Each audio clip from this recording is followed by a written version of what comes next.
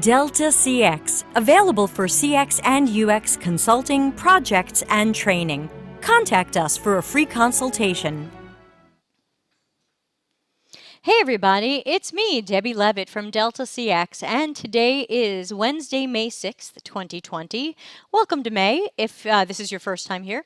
And today we are joined by Mitchell Wakefield, who I'm going to bring in on the TV studio right now. And you may know him from some of his dazzling Medium articles. That's how I stumbled on him.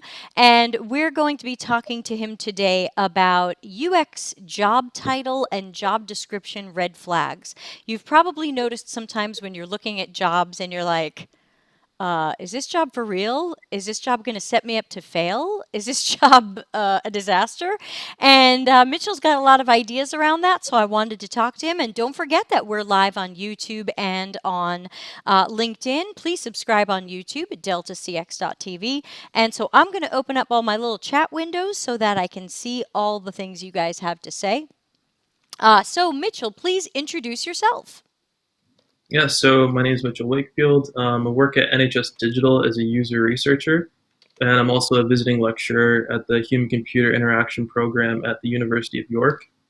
I got into UX basically from undergrad. So 2013, entered at IBM at 2013, held various jobs since then in small consultancies, in consultancy capacity with like luxury brands and stuff when I was living in Italy. Moved on from Italy and now I'm in the UK. I'm loving it. Okay, great. And I want to apologize to those who are watching. It looks like I accidentally sent out my live stream saying office hours. This is not office hours. This is a podcast. I will have to fix that one later. But thank you so much for joining us. And again, you guys can find and follow Mitchell both on LinkedIn and on Medium. It looks like we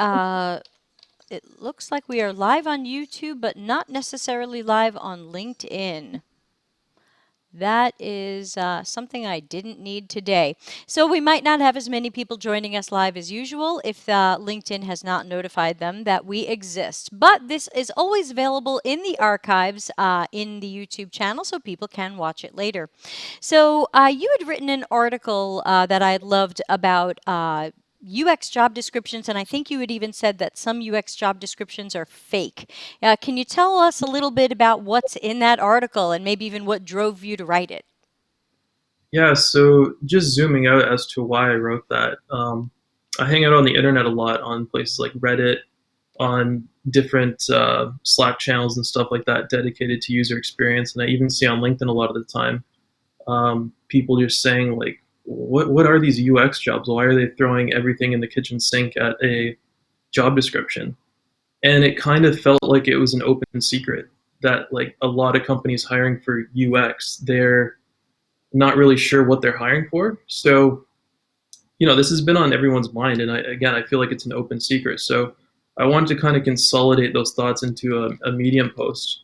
I didn't expect it would get the reception it did. I was kind of just writing it just to get some things off my chest from an experience that I found really disappointing.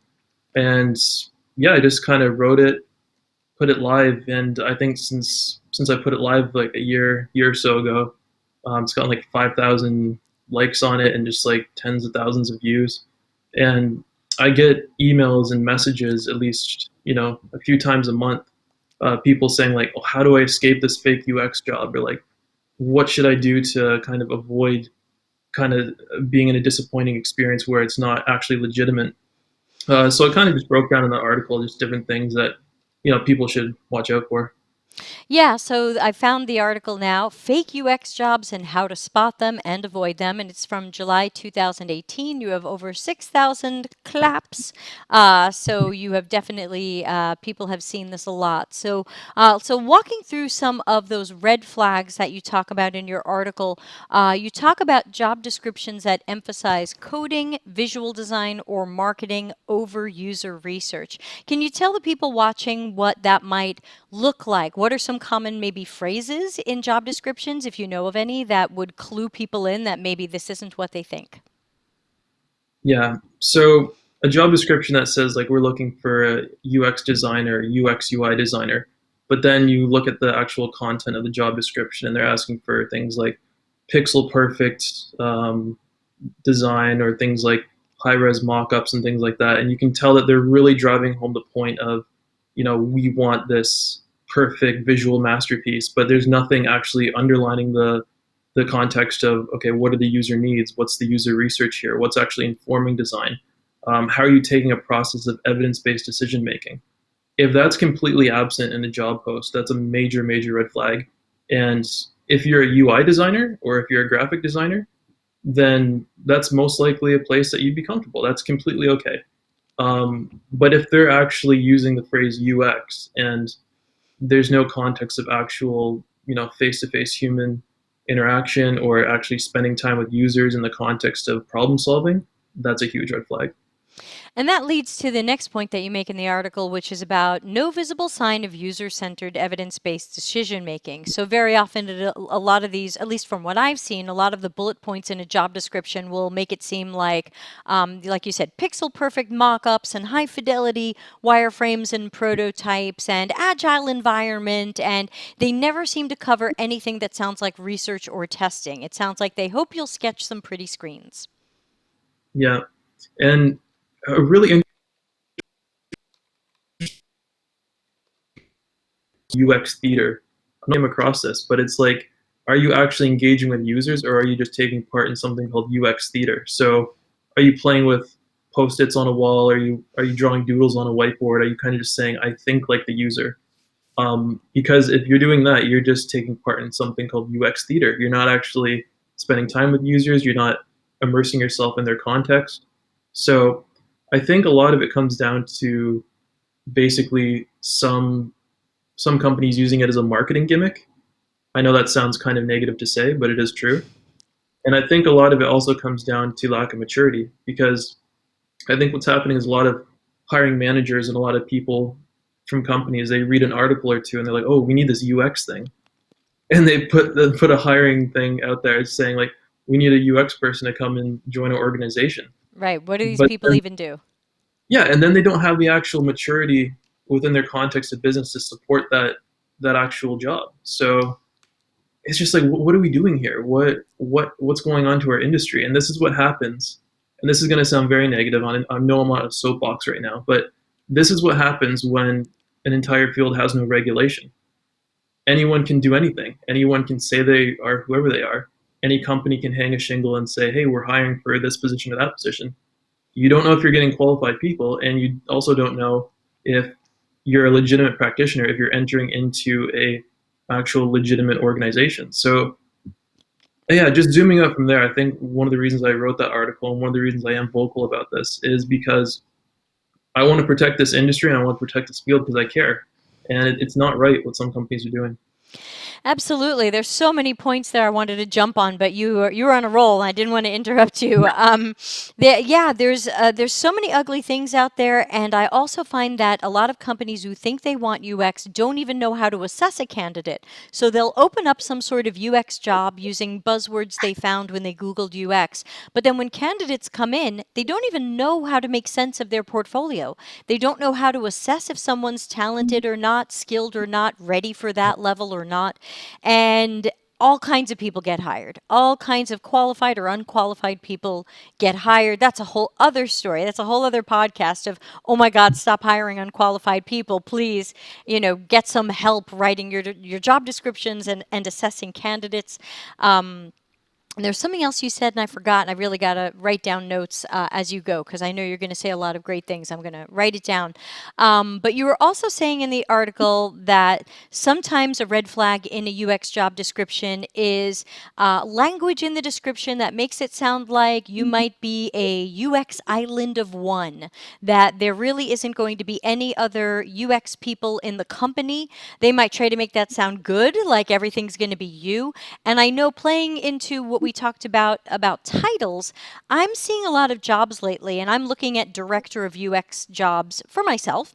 And I'm finding a lot of director of UX jobs, when I start reading the requirements or position information, it's wireframing and visual design. And I'm like, Well, that's not a director. A director should be highly strategic and operational, not doing the worker bee stuff. So back to what we were saying is you were talking about one red flag being no other UX talent at the company, but especially for our juniors, it's probably hard to notice when a job description is hinting at that. Can you think of anything you've seen in job descriptions that hint at you are the UX island? So I would zoom out from there, not only the job description, but the actual company. So if you're coming across a job posting, which you're not 100% sure about, I would say just go on LinkedIn and look at the employees at the firm. Do they have a legitimate background in this? Is anyone actual legitimate practitioner? Is there anyone with UX in their job title? And kind of vet from there. And if you don't actually see a visible sign of, a user-centered culture, that's a major red flag. So I would say even going beyond the job description is to actually do your due diligence and do research on the firm that you're looking into.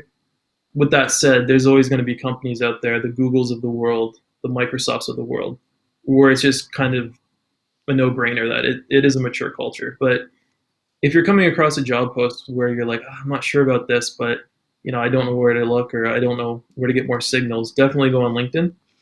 But I would say zooming into the actual job post itself, if it's kind of saying like work with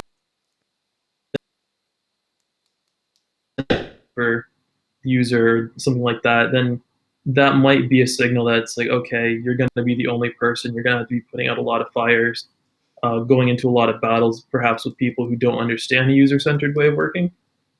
So yeah, I'd say there's two pieces of the pie. There's one, the actual job description, and two, doing your due diligence and looking into the actual company. Yeah, and just a reminder, we've got 4 people watching on YouTube right now. I am not sure if LinkedIn ever told everybody we were live or not, but if you guys are watching live, please feel free to join in with your own questions or comments or horror stories. We're here for you and we're listening. Let me see. It looks like LinkedIn never announced that we were live, so this might just be a YouTube accidental special. Yeah, I wanted to add to what you just said because recently I was having some back and forth emails with the CTO of a company where I'm a paying customer. And I wrote them an email and I had said like, hey, look, your new beta version of this feature is a freaking disaster. And it's so clear you don't have anybody there who does UX. And yes, I've stayed with your company over 10 years and I'm generally happy, but don't think I don't notice that there's incredible flaws in certain places of your product. And the guy wrote back and he was kind of like, oh, I think people would be offended that you said that nobody here really does UX. So I did what you said, even before you just told me to do it. And I went to LinkedIn and I put in the company name and I put in UX. And I looked for people who were currently working there and I found 2.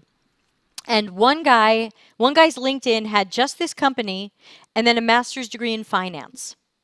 Like no Yeah, other work. And then the other guy who came up for UX came up as a kind of UX UI product designer, and his previous 1 or 2 jobs sounded like they were mostly UI but with wireframing. yeah. And I wrote the CTO back and I said, look, I love your company. I'm a paying customer. I recommend you all the time. I'm currently not going anywhere just yet, but those are 2 people I wouldn't have even interviewed. Can we dive into that, Debbie? Because I have Yeah, a lot of thoughts about this. This is going to sound very pessimistic, and this is going to sound really gatekeepy. it's And okay. I We don't don't want to judge come off. here.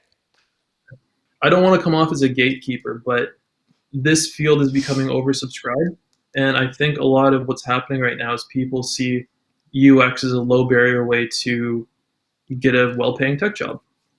So Yep. what they're doing is they're trying to pivot any previous relevant background that they have into making it look like they're doing UX. So I've seen people come from a market research background. I've seen people come from like irrelevant backgrounds, really. But what they're doing is retroactively changing their job titles to make it look I've like seen they've that. been doing UX for a lot longer than they have. And I've seen this happen time and time again, and it's really, really alarming. Yeah, Because I actually covered this in two other of my podcasts. So believe it or not, what you're saying right now, I've talked about twice before. I talked about it in episode 15. That job is a stretch. Should I apply? And I actually talked about it on Monday, 2 days ago, in episode 37. So you want to work in UX. So of course, I absolutely agree with you, and I do agree that the barrier to entry in UX should be higher than it is, and boot camps, in my opinion, have been a major force in lowering that because they had no standards to let people in. Everybody got into the boot camp, everybody got a certificate, regardless of the quality or depth of their work, and then they all came out with UX certificates and said, "Where's my job?" And they went into these jobs, in many cases, unprepared for the job. So I don't think you're being gatekeepy. I don't think I don't think there's anything wrong with having standards. I want us to welcome juniors who are talented and educated and ready to go. But I think we're not seeing enough of those. yep, I agree. And there's also the fact of job title inflation. I've seen that a Yes. lot. Like someone comes out of school, they have a year of experience, boom, 2 years later, senior UX, head of UX, and it's like, what are we doing here? Yeah. Yeah. And, like and I actually, go ahead. I was gonna say I've been very intentional about being in a career of UX research since I was a senior in high school, and I have relevant background. I've applied my skill set in industry since the early 2000s. I'm not a senior user experience professional, far from it. I would never say how good they are. So someone come out of a boot camp or something like that, get a year of experience, and then brand themselves as senior UX. It's just crazy. Yeah, and to add to that, I do an office hours ask me everything, anything every Tuesday. And a couple of Tuesdays ago, someone asked, like, how do you feel about when juniors are looking for a job, negotiating the level of the title? And like, oh, it's a junior title, but I want them to call me mid-level, or it's a mid-level and I want them to call me senior, or something like that. So they were thinking like, how do I feel about negotiating the title? And I said, you are the level you are. And in general, in UX, it's pretty cut and dry. In general, you're Yeah, usually a junior for the first year or two. If you're doing really well, you might get promoted in that second or third year. Then you're going to be mid level for usually a couple of years or a few years. Then, when you hit 5 or 6 years in, if you're doing well, you might get leveled up to senior, and then there's yeah, levels above that. But by then, you're 6 years in, and so I remind people that if you go for the inflated title, if this is your first job in UX and somehow someone calls you senior, the second job is going to either think you're a liar or your workplace is a load of shit, because they're going to see your work and they're going to see it's probably not senior level work because you've been doing this 8 months. So I don't feel like anybody wins that game. Back to you. Sorry, I'm talking too much. I think the people who do win that game, I see this a lot from agencies, is job title inflation, because then they can pass that person off to the client as more experienced than they are. So Mm. they can say to the client, "Ooh, you're getting a senior UX architect working on your project." Well, let's dig a little deeper. That person has like a year or two of experience. Is this person really a senior? No. I've seen an agency rebrand a marketing intern into head of user experience after less than a year. Okay, Yeah, now I'm gonna need therapy. yeah. What are we Um, doing? yeah. I saw a famous company take someone who looked like a mid-level UI UX person, and the next title on their LinkedIn was head of design thinking. I don't know about you, but I want to be in charge of action, not thinking. I want to be head of low ego action heroes, not thinking. Looking at some more of your article, you talk about a red flag of high employee churn. Now, obviously, that is a red flag, and a place. There was a place where I worked, and I won't say which one, but we got in a new VP of UX who was clearly an imposter, and like 40 people quit. I mean, almost the whole department quit within months. How could a candidate even learn that? Because it seems like the kind of thing that's hard to figure out if you're not posting about it on Glassdoor, if you can't figure it out from LinkedIn, if you ask in your interview about has there been a big, churn or turnover lately, you might not get the truth. Is there any way to sleuth this? So two things I'd do. One is just basically have a pulse on the local business community and the local tech community. Ask around. You hear through the grapevine reputations of certain firms, and usually word travels. Like UX is a small community within different towns, so you're gonna hear very candid, unfiltered info about like how a certain agency is doing, how a certain company is doing, what the maturity level is, would people recommend it. Um, but also just in terms of high employee turnover, LinkedIn is a superpower. It really is. You can check past employers from LinkedIn and just see like how long was their tenure at the company. Was it a handful of months? Was it barely a year? That's usually a huge red flag. That's a good idea. You could put in UX title, UX researcher, UX designer, UX architect, name of company, find people who have that as a past job and see how long they tended to stay there. Yeah, and the thing is, even with that, if you do find out like you're not really sure, but like you see people are kind of leaving at an alarming rate, maybe just cold email that person, cold message them, and just be like, hey, can I get 5 or 10 minutes of your time off the record? I just want to ask you some questions. Like people working in UX, they're very open and they're very welcoming to give feedback. So I mean, I would I've say gotten that. those emails. Yeah, and so sometimes I'll get a LinkedIn message from someone I used to work with or a stranger, and they'll say, "Hey, I see you worked at such and such a place for 8 months. They have an open job. I'm thinking about applying there. What do you think?" And so I agree with you. Reach out to the people, whether you know them or not. Maybe they're a second degree connection or something, and just say, "Hi, I see you used to work there. I'm considering a job there. Is this a workplace you would recommend?" And I think most of the time you'll get something honest, especially if it's a former employee and they don't have to worry about alienating current coworkers. Yeah, yeah, I'd say so. And that's usually the best place to get really candid feedback because even on Glassdoor, you don't know if it's just PR BS. Like you don't know if it's a shill just saying the company's great. You don't know what's what. So just go directly to the source. Yeah, and also these things are very time and managerial dependent because the job where they brought in that imposter VP, I absolutely loved that job until that guy came in and started making changes that completely killed the whole purpose and autonomy of having anyone in UX work at this company. So, hypothetically, even if you try to read Glassdoor, you could be reading from some archive of time when this company was better or worse. It's hard to know if it's still that bad or still that good. So, Yeah. reaching out to real humans seems like a good way to go. Just be proactive. It comes down to being proactive. Like no one's gonna look out for you as much as you're gonna look out for yourself. So just do it. So, thinking about some other, I'm trying to think if there's other typical title or description evil in UX.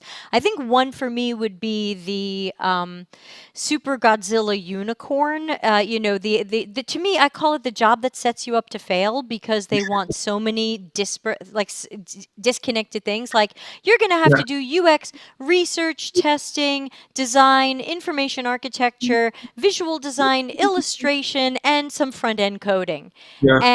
And what I think ends up happening is a junior or a newbie goes, "Yeah, you know what? I'm a little bit of a unicorn. I'm going to go there and prove myself." But they don't realize they're walking into a job that is going to set them up to fail because they're never going to meet the standards, the high standards of every single thing. No job wants the great UX researcher and the mediocre everything else. Yeah, that really comes down to like, do you want to be a jack of all trades, master of none? And I see a lot of junior people doing this. It's like, oh, I get to wear a lot of hats, I get to learn a lot, I'll have a lot of different skill sets I get to try out. But like you said, it's setting people up to fail because if you're wearing all the hats at once, like there's going to be no focus, there's going to be no rigor in what you're actually doing. So I'd say, especially to juniors, find a place of high maturity, find a place that you can get mentorship, find a place where you can really apply your skill set because the resources will be there. And we had someone, I think it was yesterday in office hours, and we had someone say, "Hey, I took this job. I don't know if it was their first or second job, but they said, my boss is a UX designer, and he's got no time to mentor me and no time to help me." And I was under the impression this was maybe a junior and possibly their first job. And they had the expectation and almost the assumption that someone else was going to have the time and or interest to level them up, to check their work, to mentor them. And I think juniors don't understand how few jobs right now do that. But because they're boot camp or somebody said, yeah, go find a UX job and they're going to mentor you and you're going to learn on the job. And so people assumed this was built into UX jobs. And so many of them write to me or come into my podcasts and say, what's going on here? Why isn't this person helping me? Yeah, I mean, that's the thing about being a junior. A lot of the times you won't have the luxury of being picky. So there are certain schemes out there that can kind of level you up very quickly. I know Facebook has a really good kind of a research, I wouldn't say curriculum, but kind of like an onboarding where they bring you on to junior. You get that mentorship. Like big Fortune 500 companies, they're always going to have the time and capacity to do that. I know in government, we have the GDS Academy, and the government digital service is just like the gold standard for bringing people up to speed and kind of training them, giving them the skill sets that they need. But if you're a junior and you're coming into industry and maybe out of a boot camp or out of an accelerated course or something like that, you don't have the luxury of being picky, and you're going to have to take what you can get most of the time. And the reality of the situation,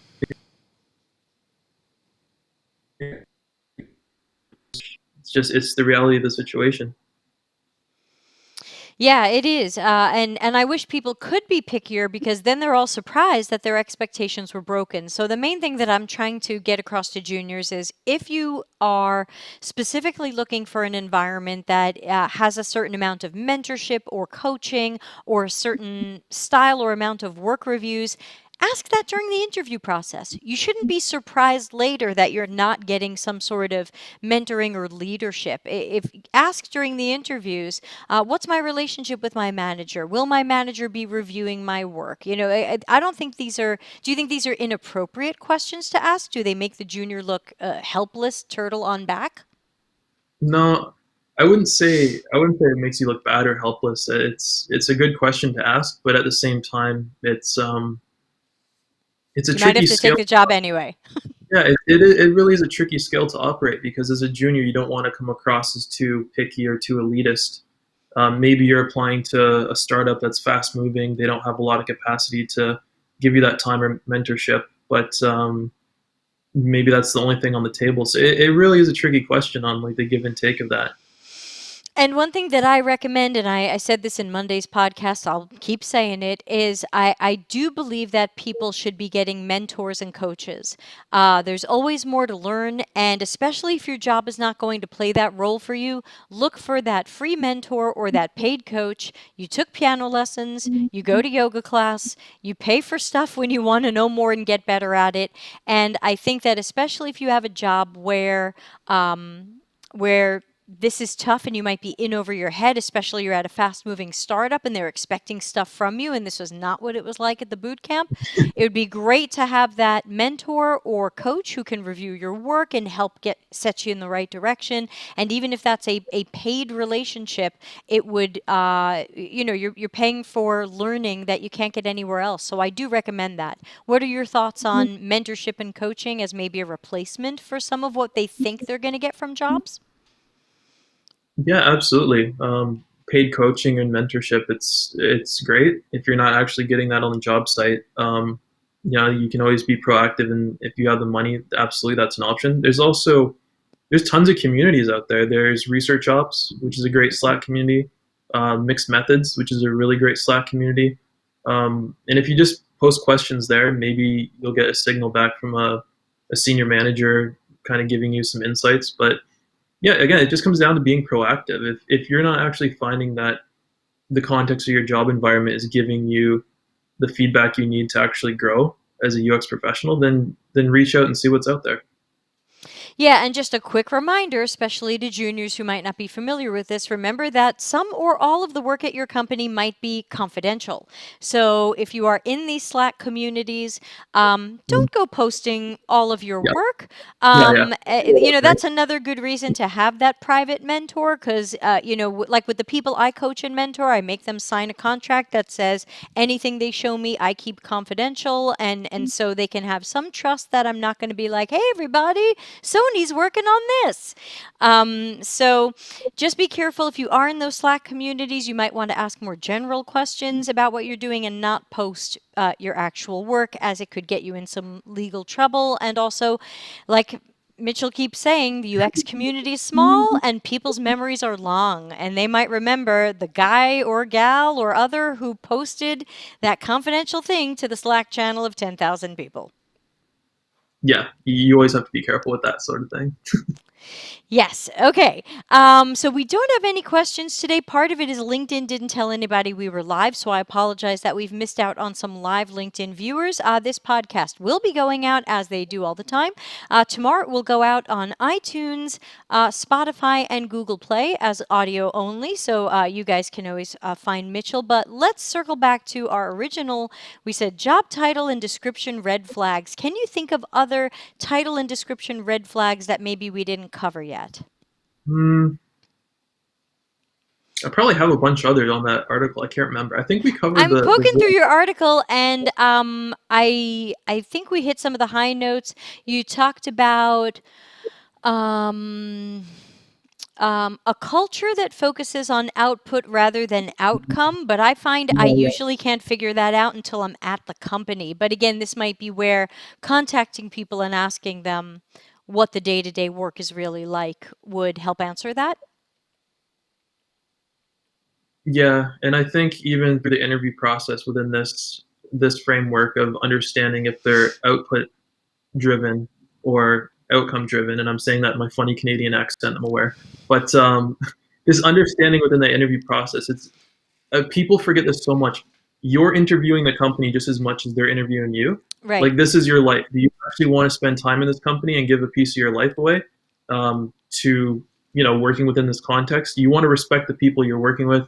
You want to work on interesting projects. So when you're actually interviewing with the company, ask about their research process. Ask about what's actually informing output, what's actually informing design, what's actually informing service design.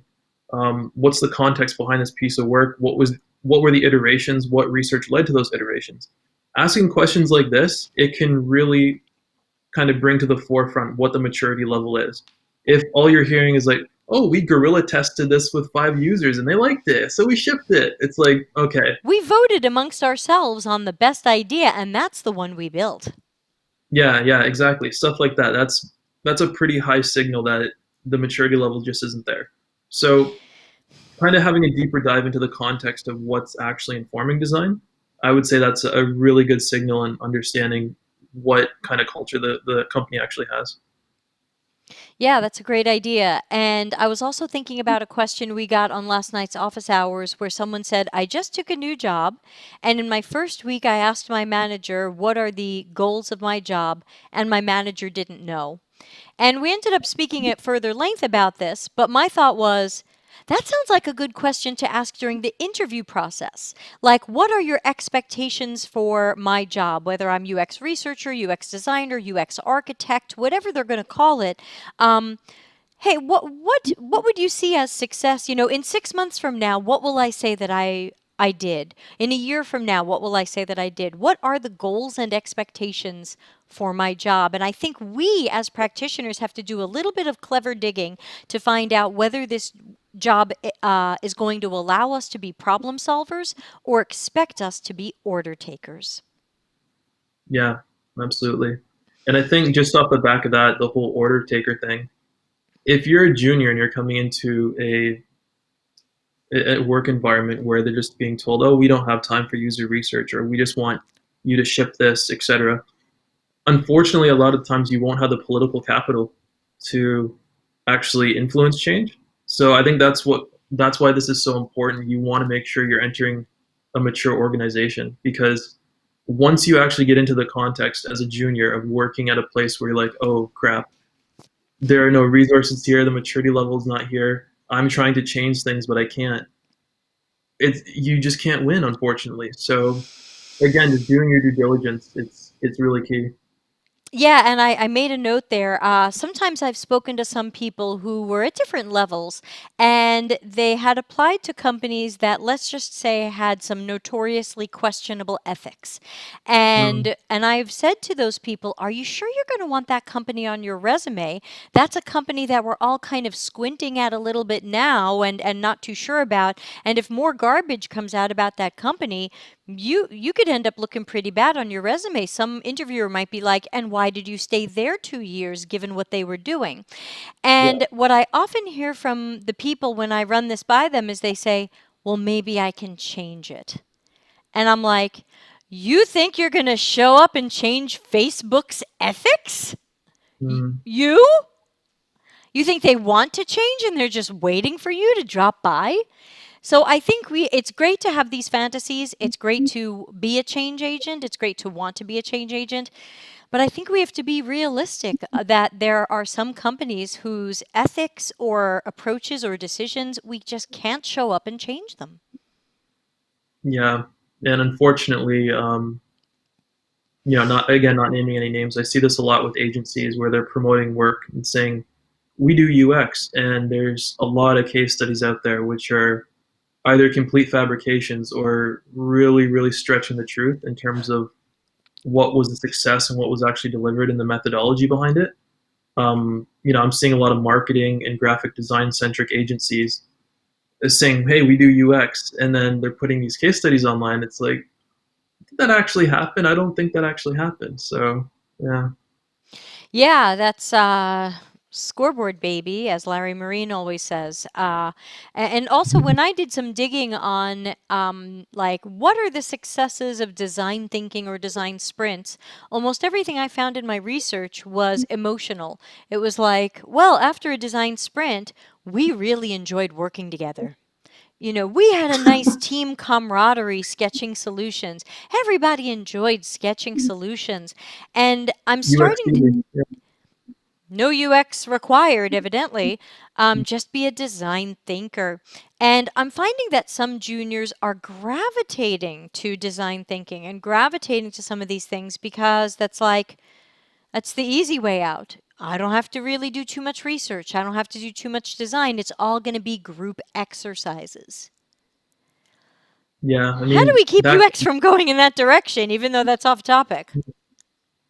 that comes back to what I mentioned about UX theater. It's like, are you saying you're doing UX and just kind of playing with post-its and doodling on whiteboards and stuff like that? But I think to actually stop that from happening within industry, it's like, one, you have to be vocal about it. Um, Two, I'm hoping that there's some sort of standards or regulations implemented so that things are adhered to actually. But there's so many people working in industry that they don't even know what ISO standards are, and it's just like, what are we doing here? But I don't know. I think that comes back to the point of people wanting to pivot their careers into UX. There's nothing wrong with that. There's nothing wrong with saying, you know what, my current career, I'm just not happy with it. UX looks really interesting. I want to learn more about it and perhaps work in that field. Awesome. Put in the work, understand the fundamentals, build the foundation, and then start on that career path. But don't be a charlatan and pretend that you've been doing this longer than you have, or kind of just overnight say, "Hey, I'm doing UX now. Where's my UX job?" Because like I'm seeing so many people do that, and it's just like it's just cheapening what we do. And I'm on a rant here, I know, but it's It's just hurting the industry. I wrote a book about this. It's hurting the industry, and I'm trying to stop this as well. It's selfish, and it's hurting the industry. And I know no one is going to look in the mirror and go, "I'm a charlatan," but I try to tell people sometimes gently, sometimes not very gently, because people show me their portfolios, and I say, "Okay, you've shown me a portfolio of visual design and some wireframing. But your wireframing was based on your guesses of what you liked for the layouts. That means this isn't UX. I'm going to suggest you take UX off of your resume and off of your portfolio. Now, of course, they don't, and they ghost me and they hate me, but I mean, obviously, we have a bigger problem here with people pretending they do UX, and since companies still don't understand it, they can't tell the difference. Yeah. And a lot of the feedback I hear, it's like I want to get into UX, but maybe I don't have the time or money to go back to university or, take a course. The information's out there, and I even wrote a blog post about this of all the really amazing high caliber courses that are out there online, like edX and Coursera. It's not going to get you all the way there, but it's going to help you build the foundation. And it's not that expensive. You just have to put in the time and work, and that's what it comes down to. And get the mentor or coach. I've been telling people no matter what education you get, even if you're going to a university, I find many universities aren't giving people one-on-one work reviews. They're putting people on teams of 4 and 5 UX students. And then when I see your portfolio, you did this half crappy project with 4 other people. I don't know if you did the good stuff. I don't know if you did the bad stuff. So I've been telling people whether you learn from online courses or you go into a program or you're in a university or you're self-studying, I kind of don't care what you do, though I do think boot camps are generally scams. Please get that mentor or coach who can look at your work and go, you understand this, but you misunderstood this.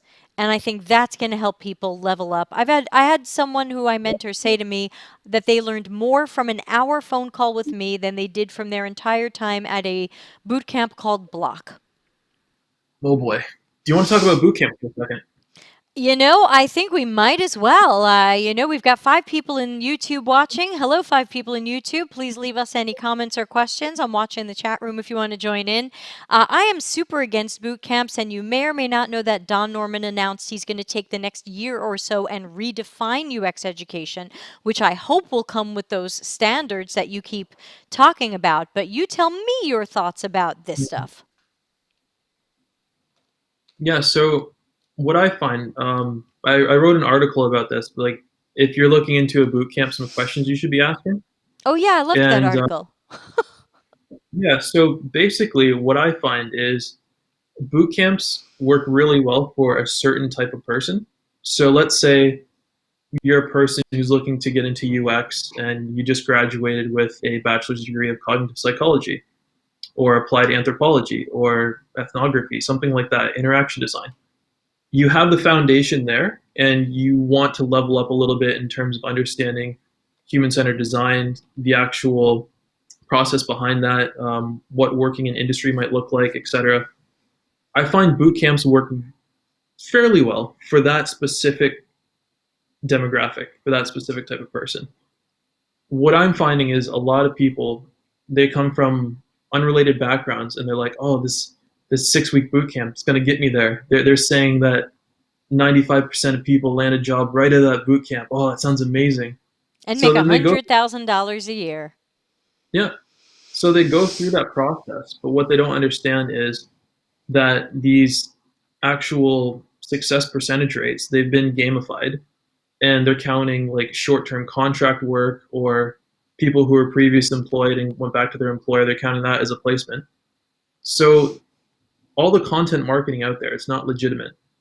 And what's happening is there's an oversaturation in industry of people going through these accelerated boot camps. They come out with their project work, their group work, and then they go to industry and they try applying for jobs. And the hiring manager is like, okay, you graduated from this boot camp, some project work, it's not enough. It's just not enough. And I'm really upset with what I'm seeing because a lot of really well-intentioned people, they're getting really hurt and they're putting all their eggs in one basket and they're saying, this is my shot. This company's saying, if I buy this educational product, it's going to get me there. I'm going to make some really good money. I'll be in a cool tech job. And they're getting burnt. Yeah, absolutely. That and so much more. And obviously the thing that I always talk about with boot camps is you can fail hairdressing school. You can fail plumbing school. I have rarely heard of anybody failing UX school. I keep hearing about everybody gets in and everybody gets their certificate. I've even put my boyfriend into one, and it's you get this kind of certificate or diploma at the end. I liked the curriculum. I knew they weren't going to coach him, so I knew I could coach him. And I said, okay, he's got good curriculum. He can start there. It's a nice set of projects there they have him do. It's going to be a nice portfolio at the end, but no one's going to check his work, so I'll do that. But Mhm. um, but again, there's no barrier to entry. Nobody, I mean, you and I have probably applied for jobs where they wanted us to take personality tests or something where they're trying to figure out, do we have the type of personality that makes a good coworker? Are we too power hungry? Are we high ego? What are we in it for? I wish that boot camp started by weeding out some of the people who are unlikely to have long-term success in UX because they don't have some of the right intentions or personality characteristics. And it's funny you touched on that because there's a woman by the name of Sarah Duty. Yeah, I She wrote usually an see her article. stuff as resumes and portfolios. Yeah, she was one of the first people who taught at General Assembly, and she's since moved on. And she actually wrote a really great piece on why these boot camp models are not working. And it's because they're for profit. They're trying to fill as many seats as they can, and they're passing everyone, even if they're Yep. not up to the standard that industry expects. So this is Yep. actually coming from an educator of this program saying it's not enough. Yeah, I've had educators come to me behind the scenes on LinkedIn and send me messages and go, "I teach at this place, or I used to teach at this place, and here's what's going on behind the scenes." And one of the points I was going to make was that if my boyfriend turns in work to this particular program, he will get his certificate at the end, but nobody's checking his work for depth and quality. Nobody's checking if he correctly learned the material that was being taught or if he applied it Mhm. correctly. And to me, that's the main piece that's missing because, as you and other people say, good information about UX, principles of cognitive psychology, foundations of UX and HCD, that's all out there. That's not a secret. You can't only get that from a master's degree. But it's did you understand it? How did you apply it? And to me, that's where the mentoring and coaching come in. And I find that most people assume that their boot camp is going to give them that mentoring and coaching, and they're surprised later when either they get little or none, or their mentor, coach, advisor is a visual designer or a web developer. Yeah, I mean that's a whole nother can of worms with accelerated programs like boot camps or just like these very short kind of add-on courses. You really need to vet who the actual instructor is Yeah. because there was a very prolific online boot camp, Lambda School. Oh, They God. had yeah, They've they been had to shut exploding the last few months. yeah, their content Imploding. marketing's great. Imploding, yeah. Their content marketing's great, but what happened is basically the people who were actually teaching the UX program had no industry experience. They had no relevant education. So you have people teaching these courses who aren't actually legitimate practitioners themselves. And Yeah, it's and I remind people you want to learn plumbing from a plumber. You don't want to learn plumbing from a piano teacher. yeah, and like when this story broke, it's just like it kind of just exposes the dark underbelly of this industry because there are no standards, there's no accreditation, there's no recognized process for who can actually teach people. So I know I'm not the only one when I'm being vocal about this. I know Nick Fine, Dr. Nick, he has some really great stuff out there on why this is really hurting our industry because a lot of people say, "Oh, well, you're getting into UX. That's not like you're becoming a doctor or a lawyer." We design and influence the things that doctors can use, or air traffic controllers can use, or Right. things like that. It's like in terms of a human factor setting, yes, things can really go wrong and hurt people. So there Absolutely. should be a standard behind what we're actually doing. Yeah, I have friends who work in UX in medical and healthcare, in military and military intelligence, mission critical stuff. And we know about the what was it, the U.S. Navy ship crashing because something in the UX Mm. confused people about like how to park their own ship. I forgot the story now, but yeah. So I want us to be speaking out more and more against some of these scammy boot camps because think it's not the right place for people to spend money. And then normally they say to me, well, then how am I supposed to learn if you don't want me to go to a boot camp? And I go, look, right now it's a little bit Wild West. There's a lot of really ugly stuff out there. It's all a money grabbing adventure. There are a lot of options out there, but everything is made better with a coach. Even if you go to a crappy school with a crappy instructor with suspicious curriculum, which sounds like a giant waste of money, but even if you did that, if you had your own coach, your own piano teacher, your own yoga master who you could go to and say, take a look at my work. How's this? You're still going to do well and you're going to excel, and you'll end up with a portfolio that doesn't look like the rest of them. Yeah, that it's interesting you touched on that as well, because what I'm seeing, again, I hate to harp on about boot camps, Let's because do it. there's a lot of really well-intentioned people going through boot camps, and a lot of very talented people for that matter. But when you come out and your portfolio is looking exactly like the person next to you, and looking exactly like the person who took the course 6 months ago, and looking exactly like the person who took the course a year ago, and you go into industry and all you're seeing is a bunch of portfolios that look the same, or a bunch of resumes that look the same, or a bunch of even LinkedIn profiles that look the same. You're not differentiating yourself from the competition. And there's a really good article called the UX Case Study Factory, which dives into this and why there's like, it's almost like a formula every single bootcamp is basically following. So it's like, if you're going to go through this, you need to go in with your eyes open if you're going to spend your time and money on this. And that kind of plays into, because some of the boot camp education is quite on purpose, quite surface. They don't really get into the depth of cognitive psychology and human behavior and HCI. Because so much of this is very surface, you end up with portfolios that show very surface work. And to me, I can spot it a mile away. You're not fooling me. When I see that you interviewed two people, and those two people were your mom and one of your classmates, and you made one persona based on your mom, and I saw one. I mean, there are so many things that jump out at me from those 60 portfolios I looked at in January and February. One stands out to me was their persona was a former NFL player. And I was like, well, that's extremely specific. But the project was for like a tall or large man's clothing store. And so my thought was, okay, the personas could be any large or tall man. And somehow this person decided former American football players are our shoppers. And I was like, that's extremely specific. And that's your only persona? That's the only person this company's going to be targeting? Like, do you understand personas? Do you understand interviewing? I feel like these portfolios tell unfortunate stories, and many of the people who have received my portfolio reviews were grateful and said, thank you. I thought there was something wrong with my portfolio, but everyone tells me it's great. And sometimes it's resulted in ghosting. It's resulted in ended friendships where people are like, I didn't want to hear that. I don't want to talk to you, and that's unfortunate because I'm full of love and I'm caring, but sometimes I'm the bearer of some bad news. Yeah, sorry, we ended up all over the place. Anything else we should be saying about job titles and descriptions?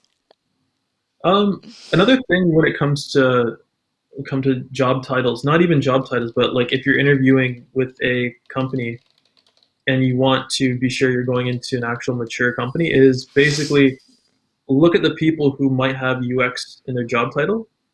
I don't know if I touched on this already, but like go on their profile and see, one, do they have a legitimate background? Two, how long have they been doing this? Three, do they have a portfolio you can look at? And if so, what case studies look like? So it's just a mixture of like, are these people actually legitimate that you're going to be working with, and kind of those signals you can look for to actually make sure that that's the case. And another thing I want to mention, though I think we hinted at this before, but I'm just going to come out and say it. I have heard about people taking their resumes and changing their former job titles to try to match. I mean, we know this is happening. It may not be the most of the people, but it's happening enough that we need to say, if your previous job called you, or your job really just was a web designer or a WordPress designer or a front-end developer, please don't rewrite your your resume to say UX website developer or whatever it is, you're not going to fool an expert. You might fool a recruiter or somebody who has no idea what UX is, but then do you really want to work at the place you were able to fool? Yeah, and also that kind of plays into market research as well. I see a lot of people from market research background retroactively changing their job title to say like market UX research or like market slash UX or something like that. And it's Right. just like I remember I was at a conference once and I'm like, oh, I didn't know that that company did human centered design work. I didn't know that. I thought they were just market research. So like, well, yeah, it is, but like I talk to people, so it's kind of UX. I'm like, not, no, it's not really. That's going to lose you a job in an interview with someone who actually knows anything about UX. Because if you sit before me and I say, tell me about your UX experience, and you say, well, I've done 5 years of marketing research, I'm going to say, thank you, that's your marketing research experience. What's your UX experience? And if you try to make it sound like that was UX experience, I'm probably going to assume you don't know what UX is, and that's not going to win you the job. Yeah, like honesty is always the best policy. So even let's say you are in a market research role and you're looking to get a legitimate UX role, there's nothing wrong with saying, okay, look, I'm putting in the work behind the scenes. Like I got XYZ certificate, or look at this project I put together myself. And the steps are there and the signals are there that they're trying to work their way into a job in a legitimate way. There's nothing wrong with that. And I'm not trying to be a gatekeeper and say, oh, no, no, you're in this camp. You can never be in the UX camp. Right. There's nothing wrong with saying, I want to apply my skill set from this field into UX, but just do so in an honest way and don't pretend like you're an expert when you're not. Just be honest. Yeah, I mean, obviously, before I was interviewing for UX jobs, once upon a time, I had a different career. I started in the music business. And when I was eventually moving into UX, sometimes people would interview me and I still didn't have a lot of experience.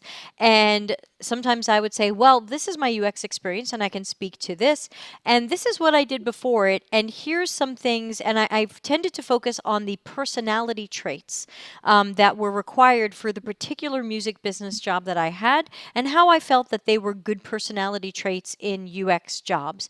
And some people liked that and some people didn't. But I didn't try to pretend that my music business work was UX work. I just tried to create parallels that I still believe in between. I used to take bands on tour.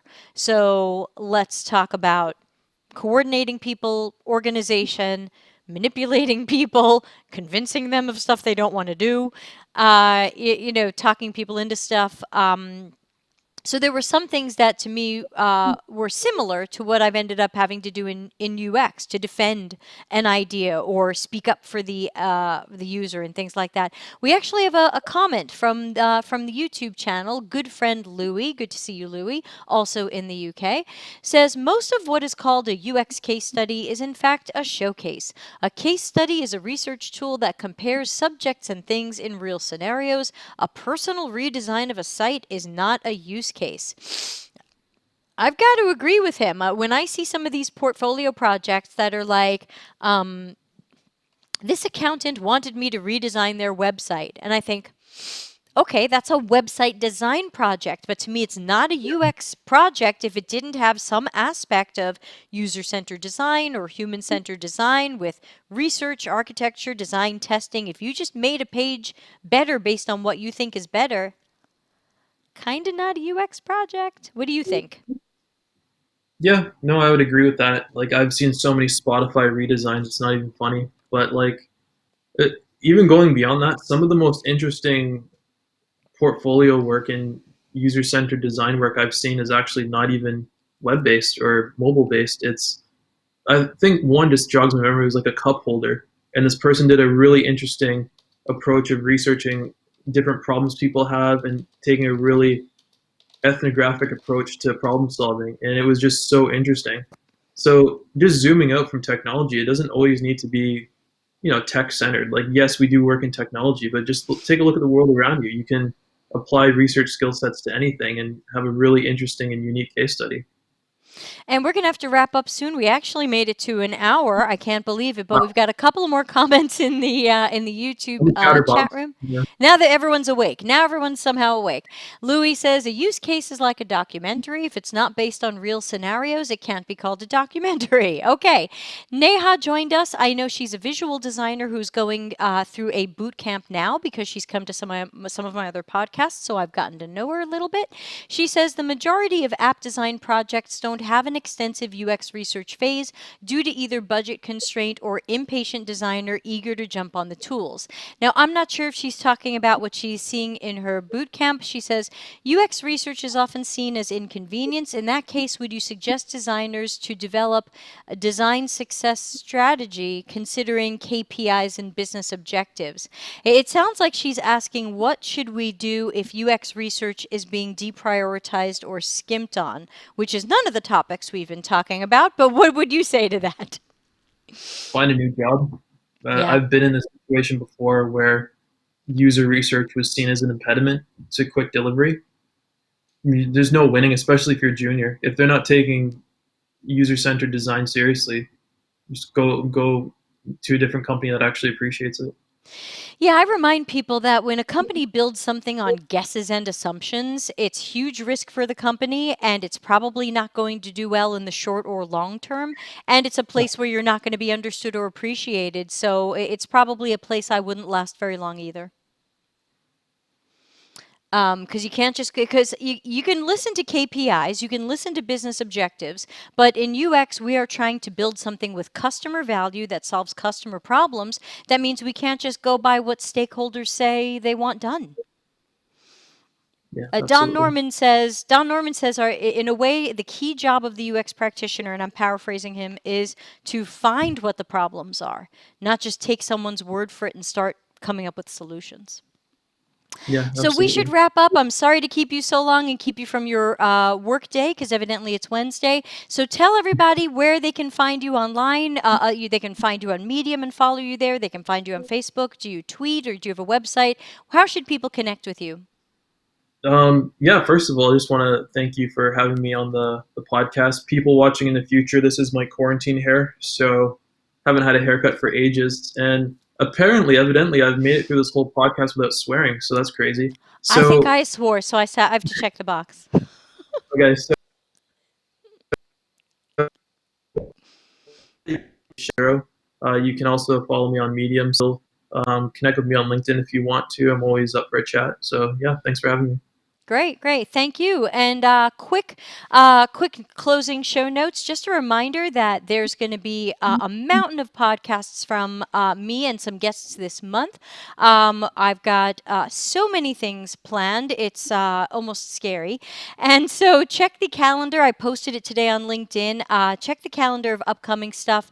There's going to be podcasts every Monday and Wednesday at 6 p.m. Italy time. And I do Tuesday office hours, Ask Me Everything, every Tuesday at 6:15 p.m. Italy time, so please change that for your time zone. So thanks again to Mitchell. See you around LinkedIn and around Medium. Thank you so much. Stay safe and healthy. And with that, I am going to wrap it up. Thanks for watching. Delta CX is available for consulting and projects related to CX and UX strategy, leadership, training, problem finding, problem solving, and innovation. Learn more at deltacx.com.